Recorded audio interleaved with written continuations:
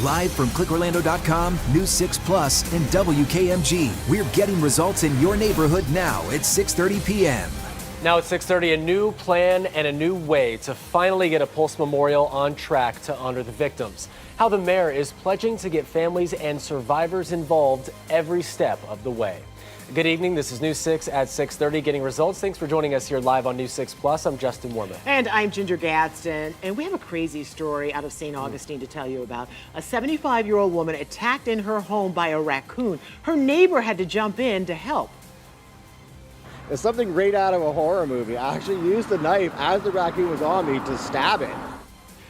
And that wasn't even the end of the story. Ahead at 6:30, what we know about the raccoon, the attack, and how everyone injured is doing tonight, including that woman's dog.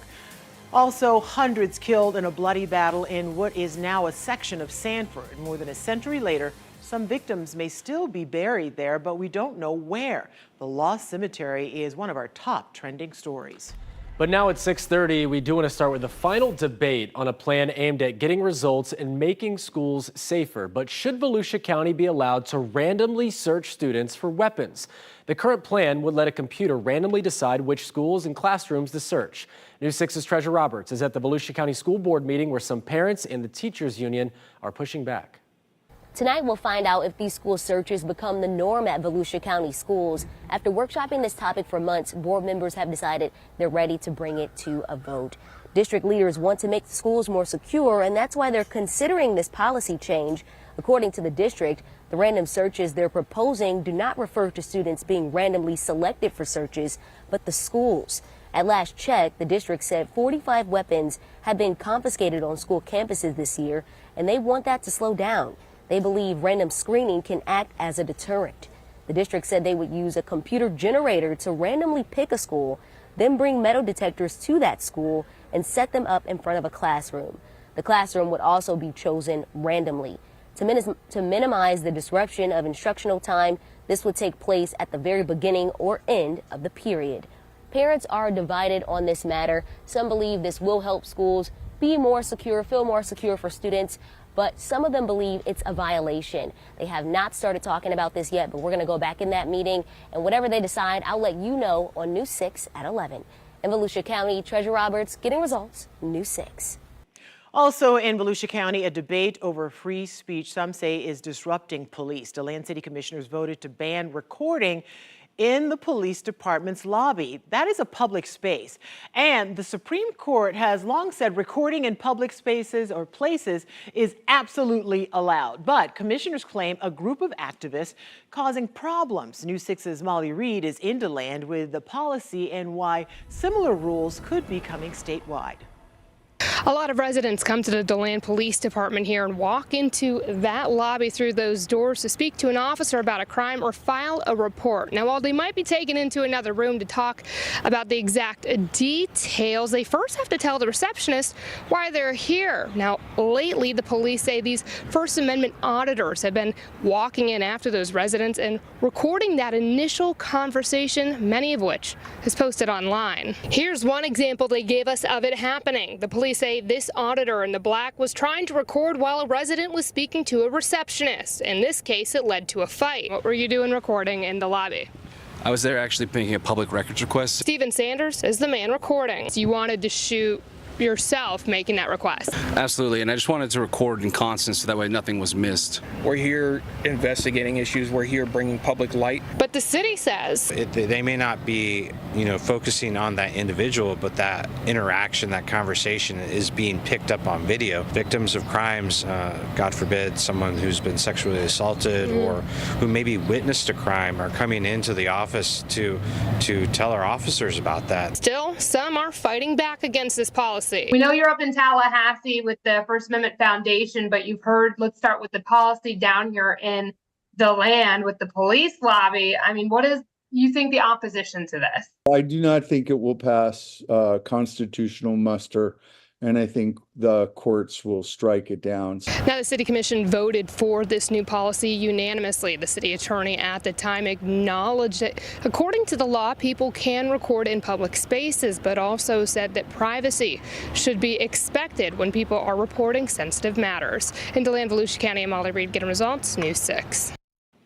After nearly 8 years, Orlando is vowing there will be a permanent place to honor the victims of Pulse. And the city is already reaching out to families of those killed and survivors to make sure their thoughts and wishes are kept front of mind. And that was the word today from Orlando Mayor Buddy Dyer as the city council got an update on who will help shape those plans.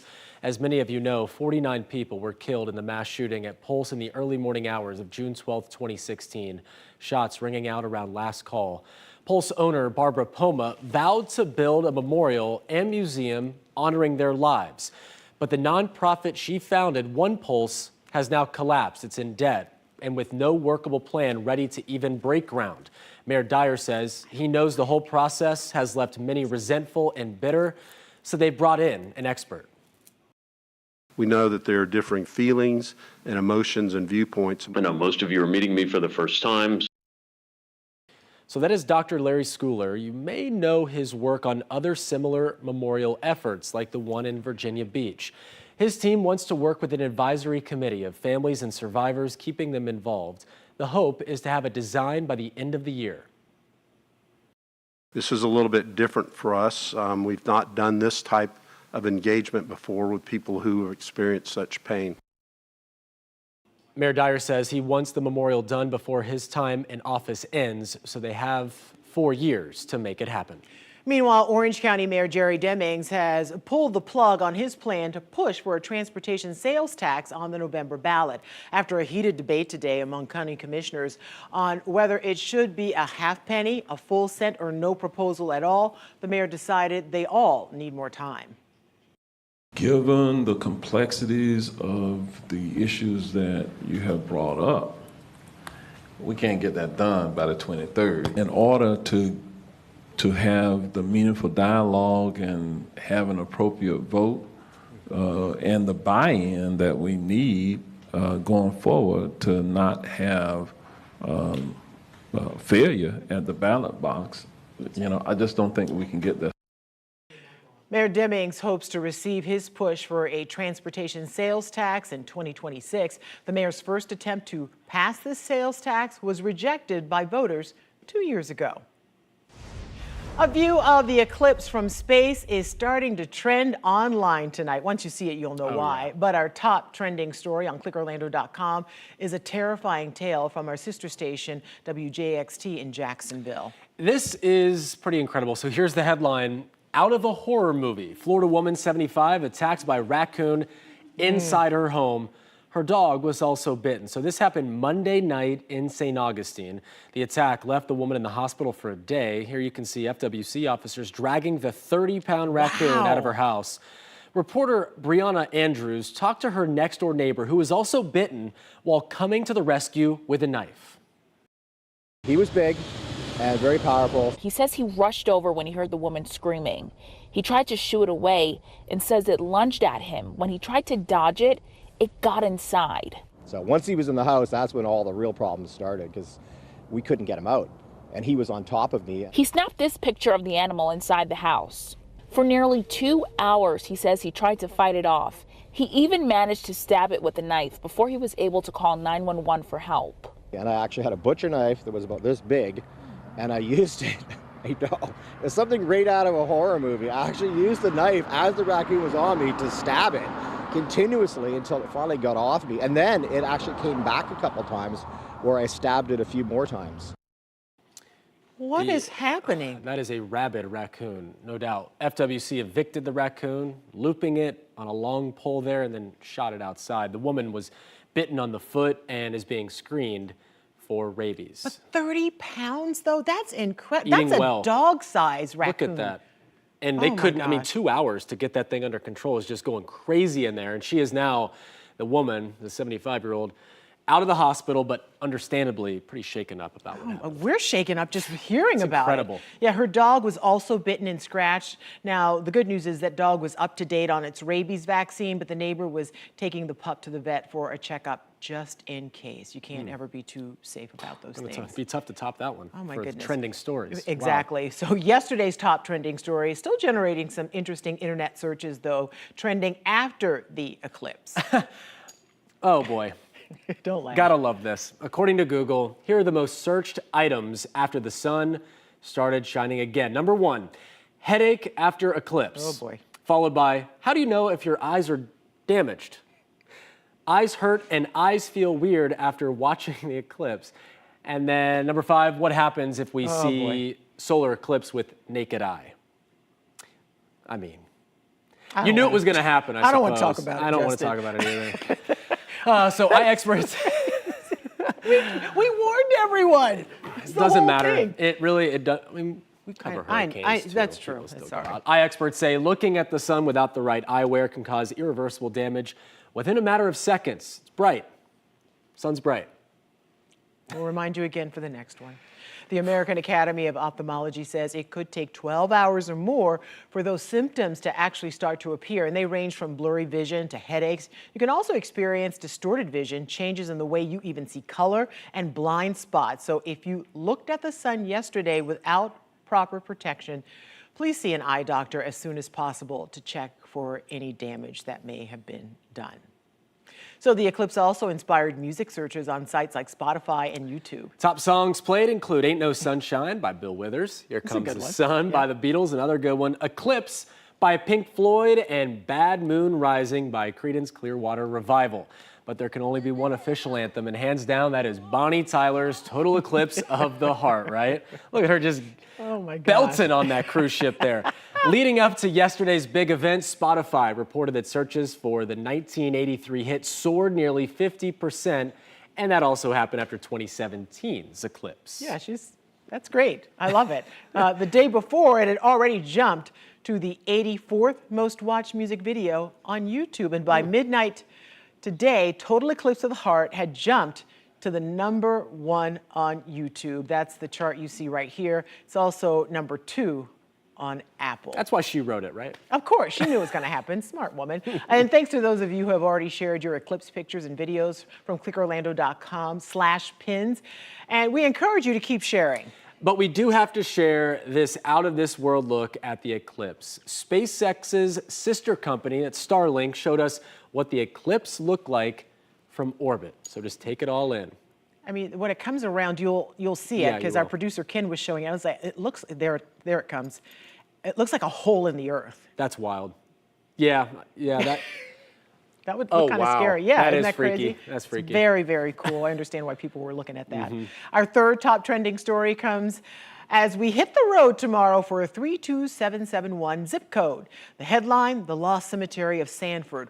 Where is it and who is buried there? ClickOrlando.com digital journalist Jacob Langston got the scoop and a couple of interesting historic images to go along with it. That's right, and his colleague, digital producer Anthony Talcott, joins us now to tell us more about it. Tony? Yeah, Ginger, Justin. So the cemetery dates back to the Second Seminole World War, and that's back in 1837. Now, it's a part of Sanford in Seminole County. But back then, it was called Camp Monroe, along the southern shore of Lake Monroe. Now, a year before the battle, it became the East Florida headquarters for the U.S. Army. Now, when the battle broke out, it quickly turned extremely bloody for both the Army and the Seminole tribe. Captain Charles Mellon was among those killed, and the camp was renamed Fort Mellon just a few days later. Now, he and at least 400 other soldiers were buried at the cemetery at the fort. Now, officially, they were all later moved to the St. Augustine National Cemetery, but the head of the Museum of Seminole County History told Jacob about 24 bodies that are still there. Now, the trouble is, nobody knows exactly where they are. Now, it's believed that they were buried at West Wall of Fort Mellon, about where the Mayfair Inn or hotel operated for many decades. Now, many spooky tales have been reported by guests and workers at the Mayfair Inn.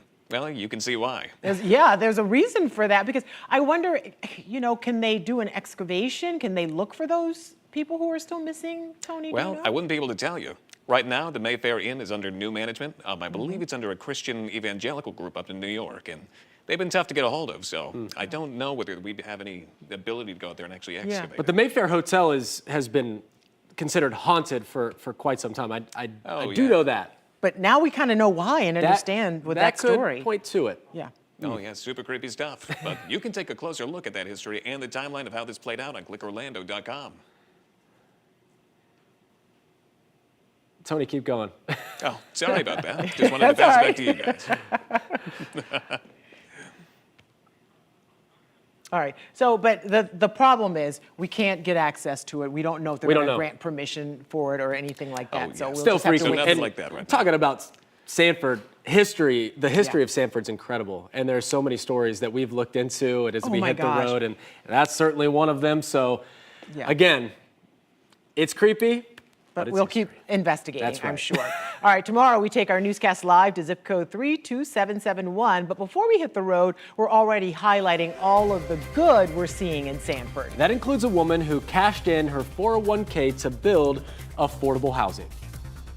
It excites me to think about the families living here. She first started her mission a few years ago, but coming up next, Lisa Bell shows us her plans to build even more affordable housing. Tom. All right, tonight is beautiful. Tomorrow is as well, but by Thursday, kaboom! The frontal boundary will be here. I'll be back to pinpoint the timing for the rain for your Thursday and just how great your Wednesday looks from here. Launches dating back almost to the start of the space race. What's replacing the Delta IV Heavy? And an insect invasion on a massive scale. 1 million bugs an acre over millions of acres. Later, why this hasn't happened since Thomas Jefferson was in the White House. You're watching News 6 at 6:30 live on News 6 Plus. We're getting results in Maitland, Apopka, and all of Central Florida. We'll be right back.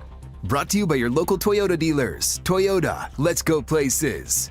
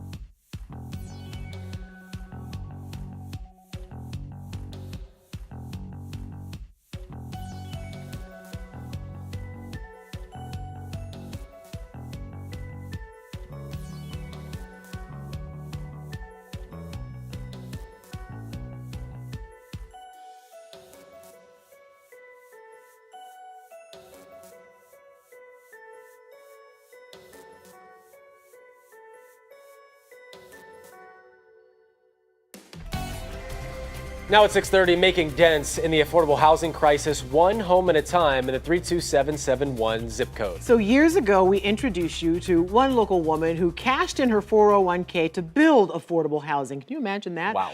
Well, she is back, and she told News 6's Lisa Bell she's ready to build even more homes. So these are the plans. We first met Kim Fogel back in 2021. Let me just say, I've learned a lot. I've learned a lot. When her first 10 units of affordable housing were under construction. It excites me to think about the families living here. This is a community room. Today, Sanford Courtyard is fully occupied. This is where we do life. Ooh. She was no expert in construction, just someone who'd volunteered with homeless services and saw the need firsthand. All of the residents are fully furnished, and they're furnished nicely. And it's been a booming success. 2-bedroom, 1-bath units made for the working poor. There are people that are what we call kind of stuck in between a rock and a hard place. They don't qualify for any public assistance, whether that's food assistance, health care, or housing, but yet they can't afford the typical apartment. So what is affordable? 30% of your income. Her tenants pay about $1,000 a month. A lot of rents have increased substantially. I mean, I don't know about you, but I couldn't handle a $300 or $400 increase per month. Kim has now set her sights on the lot next door. Phase 2, she calls it, with hopes to build 10 more affordable homes. It's working, right? And this is the issue, is there's so many more people like this demographic. Kim already owns the land, but since she already used up her 401k to build the first 10 homes, she's now looking for donations to build the next 10 homes. You need another $1 million in order Yes. to start phase 2. That seems like a big challenge. Lisa, it's only 10 people with $100,000 each. That's a lot of money. I know, but it's, you know, the money is coming in. The money is coming in, and every month. So it's going to happen. Lisa Bell, News 6. All right, so phase 1 now has been open for 2 years. There are 10 units. That's 240 rent payments. It's incredible, though. Cashing out your 401k for the greater good. Who does that? No, that woman does right. it. And now I'm hoping more people will follow her lead. And when she breaks down the math, Right. 10 people with $100,000, hey. That's all it takes. Yeah. And she says they've only had 2 late payments in that time. I mean, again, these are catered for people who are working, who are looking to make the rent Doing the payments. best they can. So, and she also made a note that her multifamily development is the only one in that district that did not have a single police call for service last year. Tells you something about the people who are That's right. in need. And it's working out perfectly. Hey, don't forget, we are bringing all of our afternoon newscasts to you live in Sanford tomorrow, and you are invited. Just show up from 4 until 7 at Hollerbox German Restaurant. It's in downtown Sanford. We have all the details on clickorlando.com/hitstheroad. Come on out. We hope to see you there. Well, the end of an era on the Space Coast. Liftoff of the final United Launch Alliance Delta IV Heavy rocket, carrying NROL-70 for the National Reconnaissance Office and closing Delta's 6-decade legacy of excellence in space. We brought you the 16th and final flight of the Delta IV Heavy live at 12:53 this afternoon. We carried it here on News 6 Plus and WKMG and clickorlando.com. United Launch Alliance is replacing the Heavy and the Atlas V with the new Vulcan Centaur heavy lift rocket. News 6's James Sparvero had one of the best views of this last launch. He walks us through liftoff and then what comes next. So the Cape really gave us a treat out here at the Space Force Station. We're within 2 miles of Launch Complex 37 for the final launch of the final Delta rocket, the Heavy. We're now in the final minute of that final countdown. The Delta IV Heavy was famous for within the final seconds, there's a hydrogen release that we're about to see. And then as the engines ignite, a fireball happens. It looks like Delta IV Heavy is setting itself on fire. There it is. And liftoff for the final time of the Delta IV Heavy rocket. Oh, we're so close. We can hear the sound right away as it roars off the pad with over 2 million pounds of thrust.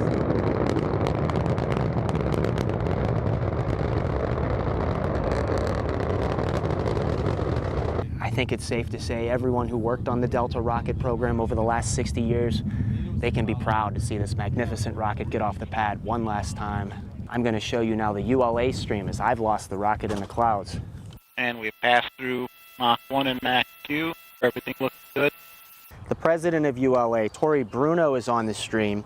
He's got some final words on the legacy of the Delta IV Heavy. And we're going to retire this venerable rocket that has made so much important work for our country. And I want to thank everyone who has been involved with the Delta IV Heavy to send off this great vehicle into its well-earned retirement. Well, I really hope you enjoyed that as much as I did. This was already the 25th launch of the year from Florida. The goal in 2024 is 100 launches. On the Space Coast, I'm James Sparvero, Getting Results, News 6. 2 miles feels like you're right up on it. Yeah, yeah. With that Delta Heavy. Oh, I've gosh. covered a Delta Heavy launch. It blows you away. Yeah, It's do you feel the incredible. earth You feel it. And rumble? from 2 miles away, I mean, seriously, he got it quite the show. And I mean, goodbye, Delta Heavy. Farewell. Farewell. And as James mentioned, the Delta series dates all the way back to the 60s. So Yeah, that's incredible. Yeah. And tonight also marks an even older space anniversary. 65 years ago today, NASA introduced the world to America's first astronaut corps. They became known as the Mercury 7. Scott Carpenter, L. Gordon Cooper, John Glenn, Virgil Gus Grissom, Walter Schirra, Alan Shepard, and Donald Slayton. These military, quite the names there. right? These military test pilots became overnight celebrities. Shepard was the first American to fly to space in May of 1961. That came a few weeks after Russia's Yuri Gagarin made it to orbit first. John Glenn was the first American to orbit the Earth in February of 1962. And when you just saying those names, you get chills. And seeing this video, it's incredible. And at the time this happened, NASA itself was only 6 months old. So they're making these heavy decisions. You know, people are like, who are these guys to choose these guys? Yeah. You know, and so now NASA is known all around the world. That's incredible. Talk about rock stars, though. Oh my gosh. They were To this day. absolute rock stars. They were. When I lived in Ohio, I was going to Ohio State and working at BNS. John Glenn lived in the next community over. He would eat on Sunday mornings at the same Bob Evans. So it was always cool for Mitra and I to go in there. That is cool. John Glenn. Yeah, of course. And he was always so nice. Oh, of course he was. That's incredible. I love hearing stories like that. Great guy. All right, Chief Meteorologist Tom Sorrells joins us now. What chef's kiss for today? Wasn't it beautiful? It was so nice. You'll be blowing those again tomorrow. Now, probably not so much on Thursday. Okay. But, you know, we got to take the good with the bad. Here's what's happening right now in Central Florida. We're good to go. You see the big lightning strikes out here.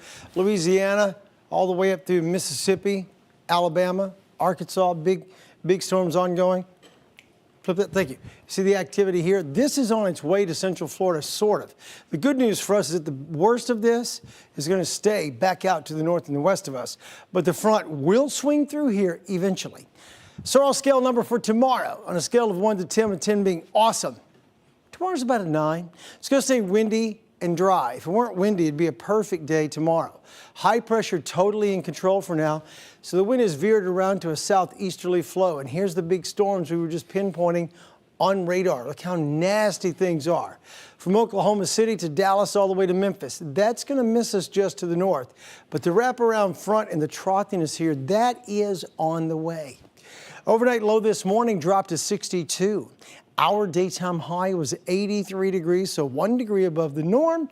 Here's the light Orlando, delivering Hope camera, 75 degrees in Orlando. Daytona Beach at news time 72, and in Mount Dora the temperature reading is 73. Wind from the southeast at 15 in Mount Dora. Look at the rest of the temperatures across Central Florida. Everyone, really nice and mild, 79 in Kissimmee. Wind speed is 17 miles per hour in Orlando. We had a 23 mile per hour wind over on the coast earlier. Those have all calmed. So the high pressure center is in control for now, but it does give way. And when it does, this system comes this way, right across the panhandle by Thursday. Here's Thursday, 3 o'clock. Little squall line, or kind of a broken squall line, ready to move in. So between about 5 and about 8, maybe 9 o'clock on Thursday is our pivotal time for rain. Then the front sweeps through, and everything calms down for your weekend. Lows tonight in Central Florida, all in the 60s. In Orlando tonight, 66, partly cloudy. Here is tomorrow. Your forecast is sponsored by Florida Lottery. Back to 80 degrees tomorrow by noon. The daytime high tomorrow is 86. Come check out the week ahead. 86 will do it for a daytime high tomorrow. 89 on Thursday. We're windy, we're stormy. Then on Friday, still breezy but drying. And Saturday and Sunday could not look any better. Sunday's high is 85. All right, Tom, thank you. Well, if you value your quiet time, you may want to get the noise-canceling headphones out and ready. Insect experts say trillions of cicadas are about to hatch, and we haven't seen something about this brood since Thomas Jefferson was in the White House. Stay with us. News 6 at 6:30, back in just 2 minutes.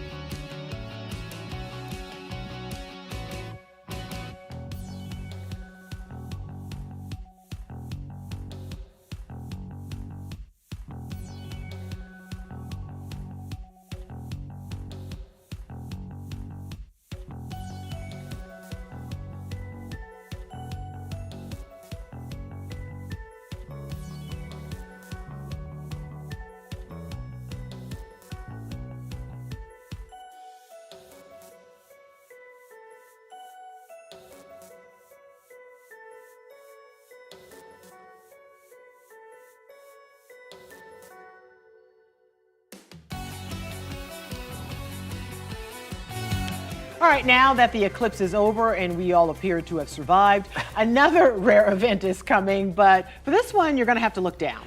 And some of you, probably all of you, are not excited about this one. No. Insect experts are predicting a cicada invasion, what they're calling it, starting next month in 2 huge sections of the U.S.